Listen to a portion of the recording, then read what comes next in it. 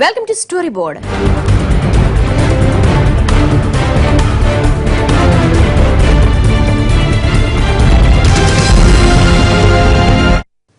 మూడున్నర దశాబ్దాల సంకీర్ణ సర్కార్లకు చరమగీతం పాడడంలో ముందున్న మోడీ 4.5 దశాబ్దాల నాటి విదేశాంగ విధానాల తుప్పు వదల్చడంలోనూ ముందున్నారా అనిపిస్తోంది. అవును, ఏ భారత ప్రధాని చెయ్యనని విదేశీ పర్యటనలు చేస్తూ రికార్డులు బద్దలు కొట్టేస్తున్నారు. 24 వ్యవధిలో 42 సార్లు విదేశాలకు వెళ్లిన మోడీ ఫారిన్ టూర్ల లెక్కేంటో ఓసారి చూద్దాం. మోడీ 2 ఏళ్ల కిందట ఈ పేరు దేశవ్యాప్తంగా మారుమోగింది. దేశ రాజకీయాల్లో మార్పుకి నాంది పలికి సంచలన విజయం సాధించిన మోడీ రాకతో ఓ కొత్త శకం ఆవిర్భవించబోతోందని అంతా ఎదురుచూశారు. ఈ 2 ఏళ్లలో మోడీ కొత్త సంస్కరణలతో పాటు వ్యవస్థలో సానుకూలమైన మార్పులు కూడా చేపట్టడం నిజంగా విజయమనే చెప్పాలి. కాలు తొక్కిన రోజునే కాపురం చేసే కళ తెలిసిపోతుందన్నట్టు మోడీ ప్రధానిగా ప్రమాణ స్వీకారం చేసిన రోజునే భవిష్యత్తులో ఆయన విదేశాంగ విధానం ఎలా ఉండబోతోందన్న విషయం తెలిసిపోయింది.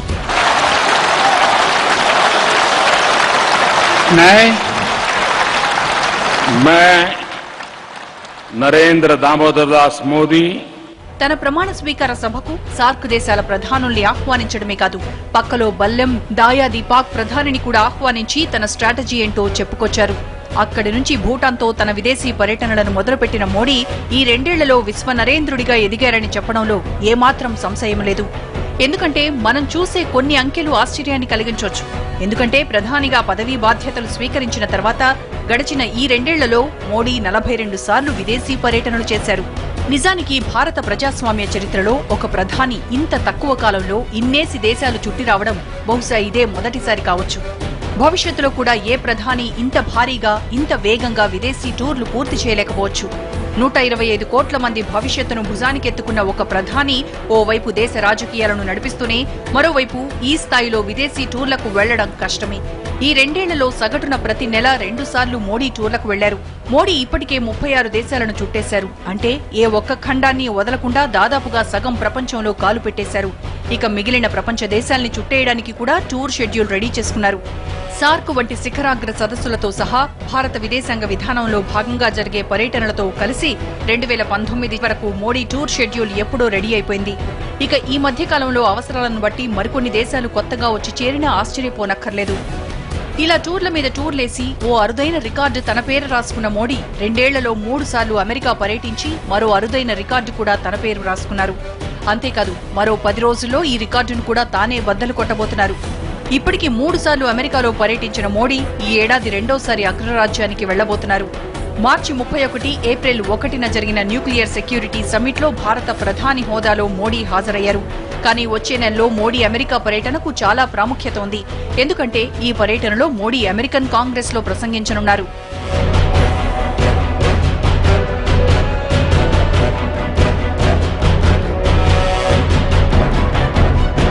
జూన్ 7, 8 తేదీల్లో నరేంద్ర మోడీ అమెరికా అధికారిక పర్యటనకు వెళ్లనున్నారు. ఈ పర్యటనలో కొన్ని కీలక అంశాలపై అగ్రరాజ్య అధ్యక్షుడు బరాక్ ఒబామాతో భేటీ కానున్నారు. ఇందులో భాగంగా రక్షణ సంబంధ వ్యవహారాలు, భద్రత, శక్తి వనరుల నిర్వహణ వంటి అంశాలపై కీలక చర్చలు జరిపి ఒప్పందాలు కుదుర్చుకునే అవకాశం ఉంది. అంతేకాదు, అంతర్జాతీయ ఆర్థిక స్థితి, ప్రపంచాన్ని భయపెడుతున్న ఉగ్రవాదం, ముంచెత్తుతున్న మాంద్యం వంటి సమస్యలపై సానుకూలంగా స్పందించేలా అమెరికాను ఒప్పించే ప్రయత్నం చేయనున్నారు. ఉగ్రవాదంపై పోరులో భారత్తో కలిసి నడిచేలా అమెరికాను ఒప్పించేందుకు ప్రయత్నాలు చేయనున్నట్లు సమాచారం. వీటితో పాటుగా ఉగ్రవాదంపై పోరులో భారత్ వ్యూహాన్ని కూడా అమెరికాతో చర్చించే అవకాశాలు కనిపిస్తున్నాయి.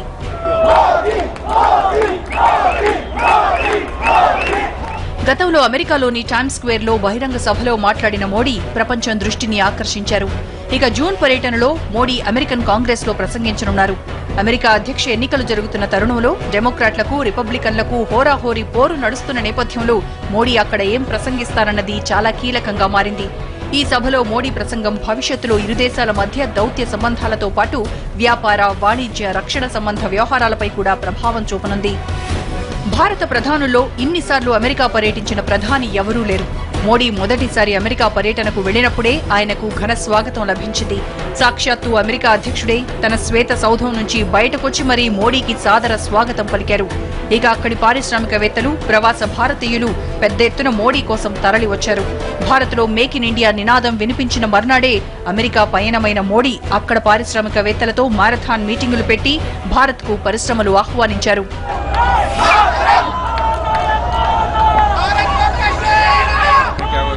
ఇక న్యూయార్క్ లోని టైమ్స్ స్క్వేర్ లో బహిరంగ సభలో మోడీ ప్రసంగం చరిత్రలో నిలిచిపోయింది. ఇలా అమెరికాలో ఓ భారత ప్రధాని బహిరంగ సభలో పాల్గొని ప్రసంగించడం అదే తొలిసారి. ఆ ప్రసంగం మోడీ స్టామినాను అమెరికా సంయుక్త రాష్ట్రాల్లో ఉన్న పారిశ్రామికవేత్తలకు పరిచయం చేసింది.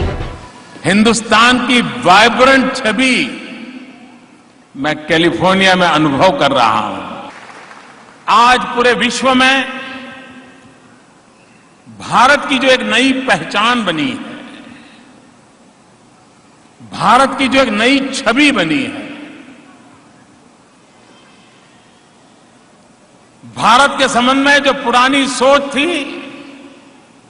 वो बदलने के लिए दुनिया को मजबूर होना पड़ा है. उसका कारण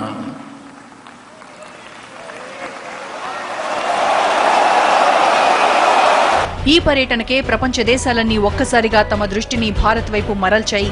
రాజకీయంగా అంతర్జాతీయ స్థాయిలో ప్రభావం కలిగిస్తున్న భారత్తో దౌత్య సంబంధాల కోసం మన పక్కలో బల్లెం చైనా లాంటి దేశాలు కూడా తప్పించాయి. ఆఖరికి చైనా అధ్యక్షుడు క్సి జిన్పింగ్ ఏకంగా ప్రోటోకాల్ కూడా పక్కన పెట్టి ఢిల్లీలో కాకుండా మోడీ సొంత ఊరైన అహ్మదాబాద్ వెళ్లి మరీ మోడీని కలిశారు. ఆ వెంటనే ఒబామా కూడా 2015లో భారత్ గణతంత్ర వేడుకలకు ముఖ్య అతిథిగా హాజరయ్యారు. ఇలా అమెరికా అధ్యక్షుడిని తన పదవీ కాలంలో 2 సార్లు భారత్కి రప్పించిన ఘనత కూడా మోడీయే దక్కించుకున్నారు.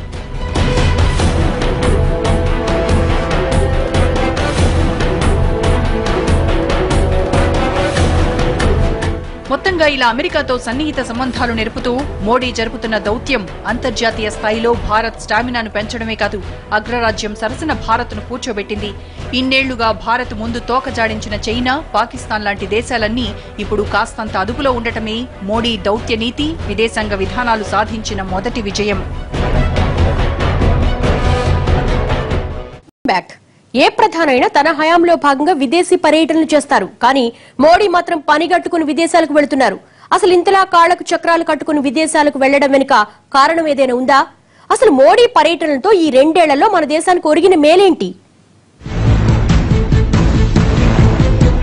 మనం అత్యున్నత పీఠంపై ఉండాలంటే అందుకు అందరి సహకారం అవసరమే. అన్ని దేశాలతోనూ దౌత్య ఒప్పందాలు జరుపుతుండడం వల్లే అమెరికా అగ్రరాజ్యం కాగలిగింది. ప్రతి ఒక్కరితోనూ కలిసి అడుగులేస్తే అదే మనల్ని అందలం ఎక్కిస్తుంది. రాజనీతిలో ఎదగాలంటే ఒదగడం ఒక్కటే కాదు, దానికి తగ్గట్టు దౌత్యాన్ని కూడా ప్రదర్శించాలి అన్న చాణక్య నీతిని అక్షరాలా అమలు చేస్తున్నారు నరేంద్ర మోడీ. దేశంలో పరిశ్రమలకు పెట్టుబడులు రప్పించేలా అగ్రరాజ్యాలకు ఆర్థికంగా బలంగా ఉన్న దేశాల్లో పర్యటించడమే కాదు, దశాబ్దాలుగా భారత్తో మైత్రికి దూరంగా ఉన్న చిన్న చిన్న దేశాలను కూడా చుట్టేసి వస్తున్నారు. గుజరాత్ ముఖ్యమంత్రిగా ఉన్న రోజుల్లో వైబ్రెంట్ గుజరాత్ పేరుతో పెట్టుబడుల్ని ఆహ్వానించిన మోడీ ఇప్పుడు అదే స్ట్రాటజీని ఇంటర్నేషనల్ రేంజ్ లో అమలు చేస్తున్నారు. మోడీ మానసపుత్రిక అయిన మేక్ ఇన్ ఇండియాకు ఈ టూర్లు ఎంతగానో సహాయపడుతున్నాయి. ఇన్నేళ్లుగా విదేశీ బ్యాంకుల్లో జమ అవుతున్న భారతీయుల శ్రమ మేక్ ఇన్ ఇండియా ద్వారా భారత్ను ప్రకాశం చేయనుంది. అందుకే మేక్ ఇన్ ఇండియాను మోడీ విదేశీ పర్యటనల్లో ప్రమోట్ చేస్తున్నారు. నిజానికి 10 ఏళ్ల యూపీఏ హయాంలో పారిశ్రామిక విధానం నెమ్మదించిపోయింది. ఆ టైంలో అనుమతులు దొరక్క 15 లక్షల కోట్ల రూపాయల పెట్టుబడులు నిలిచిపోయాయి. ఈ పరిస్థితిని మార్చడానికే మోడీ ప్రయత్నిస్తూ వచ్చారు. అమెరికాలో మాడిసన్ స్క్వేర్, టైమ్స్ స్క్వేర్, ఆస్ట్రేలియాలో మిలీనియం స్క్వేర్ లో ప్రసంగాల తర్వాత భారత్కి తరలి వచ్చిన పెట్టుబడులే దీనికి ఉదాహరణ.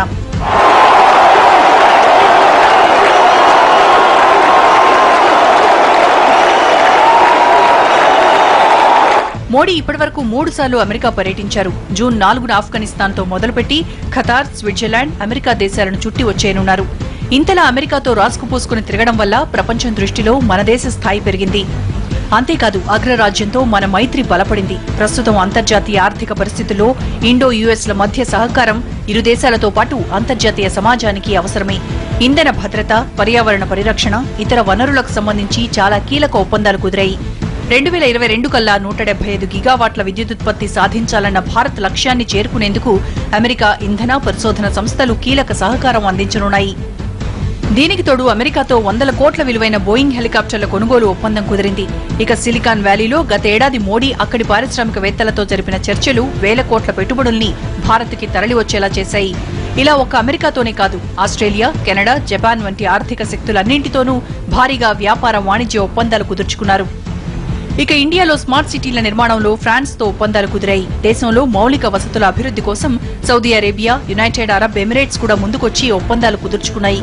మేక్ ఇన్ ఇండియాలో భాగంగా భారత్లో M777 అల్ట్రా లైట్ వెయిట్ యుద్ధ విమానాల తయారీ కర్మాగారం భారత్కి తరలివచ్చింది. వీటితో పాటు బోయింగ్ విమానాలు, F-16, F-18, F-35 యుద్ధ విమానాల తయారీ కేంద్రాలు కూడా భారత్కి తరలి రాబోతున్నాయి. ఇలా అన్ని రకాలుగా భారత్ను పరిపుష్టం చేసేలా మోడీ విదేశీ పర్యటనలు సాగుతున్నాయి.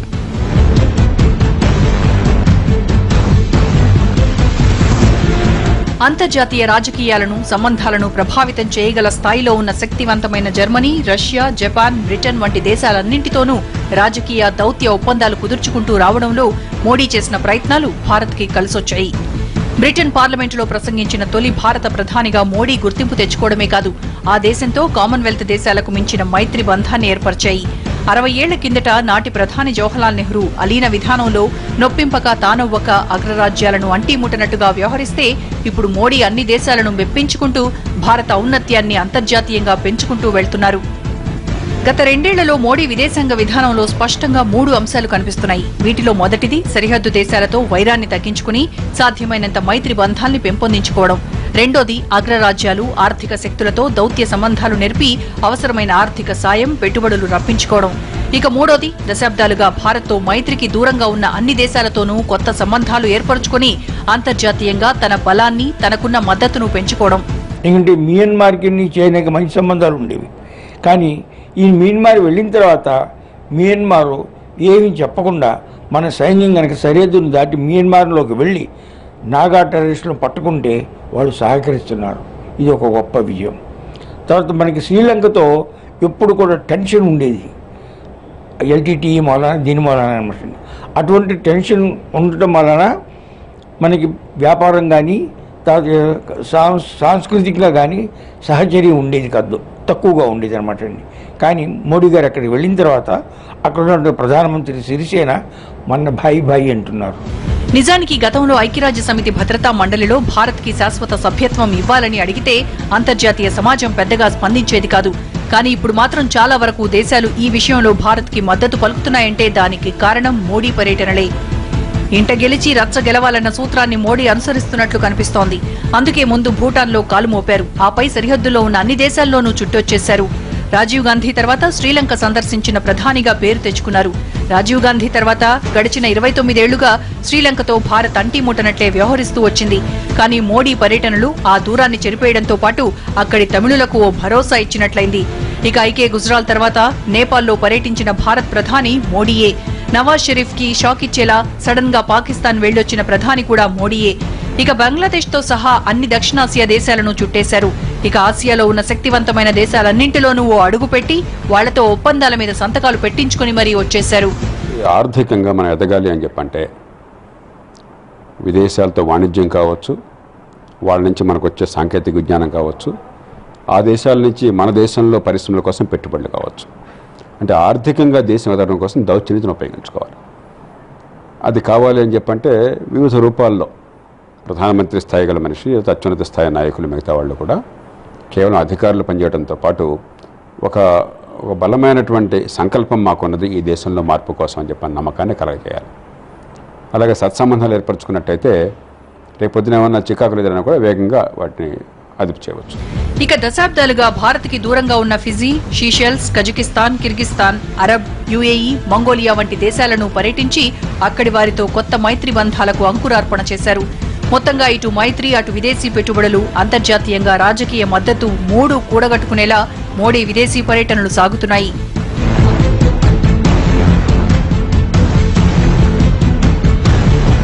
అంతర్జాతీయంగా తనను తాను పాపులర్ చేసుకోవడంతో పాటు భారత్ సత్తాను కూడా చాటి చెప్పేలా ప్రధాని మోడీ పర్యటనలు సాగుతున్నాయి. ముఖ్యంగా ఉగ్రవాదాన్ని అంతం చేయడంలో, అందరినీ కలుపుకుని వెళ్లడంలో మోడీ సక్సెస్ అవుతున్నారు. మొత్తంగా భారత్ను మరో అగ్రరాజ్యంగా తీర్చిదిద్దేందుకు ఈ టూర్లు ఉపయోగపడతాయన్న అభిప్రాయాలు వినిపిస్తున్నాయి. మోడీ విదేశాంగ విధానంతో భారత్ కు మేలు జరగడం కల్లా అంటున్న కాంగ్రెస్ నేతల వాదనల్లో నిజముందా? అసలు విదేశాల్లో కాదు, దేశంలో రైతుల కష్టాలు ఒక్కసారి ఇక్కడికి వచ్చి చూడండి, వాళ్ళ గోడు వినండి అంటూ రాహుల్ చేసిన విమర్శల్లో వాస్తవం ఎంత? అసలు మోడీ చేస్తున్న విదేశీ టూర్లు, పెట్టుబడులు దౌత్య నీతి కోసమా, లేక తనను తాను అంతర్జాతీయంగా ఎస్టాబ్లిష్ చేసుకోవడానికా? మోడీ వరుసపెట్టి విదేశీ యాత్రలు చేస్తూనే ఉన్నారు. ఇప్పటి వరకు దేశానికి భారీ ప్రాజెక్టులు కొన్ని వచ్చినా అవేమీ అంత స్థాయిలో లేవంటూ కాంగ్రెస్ ఎప్పటికప్పుడు మోడీని ఎండగడుతూనే వస్తోంది. అయితే ఈ విదేశీ యాత్రలు కేవలం మోడీ తనను ప్రమోట్ చేసుకోవడానికే అన్న విమర్శలు వినిపిస్తున్నాయి. అంతేకాదు, దీనికి కారణాలు కూడా చూపిస్తున్నారు యూపీఏ నేతలు. ఇప్పుడు ఎన్డీఏ సర్కార్కి కేవలం లోక్సభలోనే బలం ఉంది తప్ప రాజ్యసభలో బలం లేదు. తాజా రాజ్యసభ ఎన్నికల తర్వాతే అక్కడ ఎన్డీఏ బలం పెరుగుతుందా లేదా అన్నది తేలుతుంది. అంటే గడిచిన ఈ 2 ఏళ్లలో మోడీ ఎలాంటి బిల్లులు ప్రవేశపెట్టినా అవి నెగ్గటం కష్టమే. అందుకే చాలా బిల్లుల్ని ఆర్డినెన్స్ రూపంలో తెరపైకి తెస్తున్నారు మోడీ. సో ఈలోగా తనను తాను ఇంటర్నేషనల్ గా ఎస్టాబ్లిష్ చేసుకోవడానికే మోడీ ఇలా పనిగట్టుకుని విదేశీ యాత్రలు చేస్తున్నారన్నది కాంగ్రెస్ నేతలు చేస్తున్న విమర్శ. మోడీ విదేశీ యాత్రల మీద ప్రతిపక్షాలు దుమ్మెత్తిపోస్తున్నాయి. ఆయన్ను ఒక్కసారైనా భారత్ని కూడా పర్యటించమనండి అంటూ రాహుల్ గాంధీ విమర్శించడమే కాదు, దేశ విదేశాలు తిరగడం కాదు, ఒక్కసారి ఇక్కడికొచ్చి రైతుల కష్టాలను చూడమనండి అంటూ చురకలంటించాడు కూడా. ఇప్పటి వరకు మోడీ తన విదేశాంగ విధానంతో సాధించింది ఏదీ లేదన్నది కాంగ్రెస్ చేస్తున్న విమర్శ. మోడీ ఏదో మాయను చూపించి మోసం చేస్తున్నారు తప్ప వాస్తవాలను దాచిపెడుతున్నారంటూ విమర్శిస్తున్నాయి ప్రతిపక్షాలు. ఇలా విదేశాలకు రెక్కలు కట్టుకుని వెళ్లి వాలిపోయే మోడీ మన దేశానికి వచ్చిన విదేశాల అధ్యక్షుల్ని పట్టించుకోవడం లేదంటూ విమర్శించారు. గతేడాది బీహార్ ఎన్నికల టైంలో ఇండియా ఆఫ్రో ఫోరం సమిట్ కి హాజరు కాకుండా మోడీ ఎన్నికల ప్రచారంలో పాల్గొన్నారని, అతిథి దేవోభవ అంటూ మోడీ చేస్తున్న ప్రచారం ఇదేనా అంటూ విమర్శించారు. అంతేకాదు, రాజకీయంగా మోడీ విదేశీ యాత్రలు ఇంతవరకు భారత్ కి చేసిందేమీ లేదన్నది మరో విమర్శ. ఎందుకంటే భారత్ చిరకాల ప్రత్యర్థి పాకిస్తాన్ కు హఠాత్తుగా వెళ్లొచ్చిన మోడీ ఇంతవరకు సాధించిందేమీ లేదన్నారు. కనీసం సరిహద్దుల్లో శాంతి ఒప్పందాల్ని కూడా ఓకే చేయించలేకపోయారు. ఉగ్రవాదంపై పోరుకు తనతో కలిసి రండంటూ ప్రపంచ దేశాలను ఆహ్వానిస్తున్న మోడీ తన పొరుగు దేశాన్నే అందుకు ఒప్పించలేకపోయారన్న విమర్శలున్నాయి. పాకిస్తాన్తో ఇప్పటివరకు ఎలాంటి సత్సంబంధాలు కూడా ఏర్పాటు చేయలేకపోయారన్నది మోడీ మీద కాంగ్రెస్ చేస్తున్న అతిపెద్ద విమర్శ.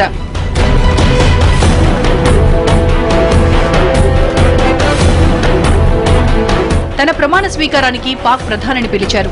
ఆయన మనవరాలి పెళ్లికి ఈయన వెళ్లొచ్చారు. కానీ ఇప్పటికీ సరిహద్దుల్లో తుపాకుల మోత మోగుతూనే ఉంది. 26/11 ముంబై దాడుల దర్యాప్తులో ఇప్పటివరకు పాక్ రవ్వంత సహకారం కూడా అందించలేదు.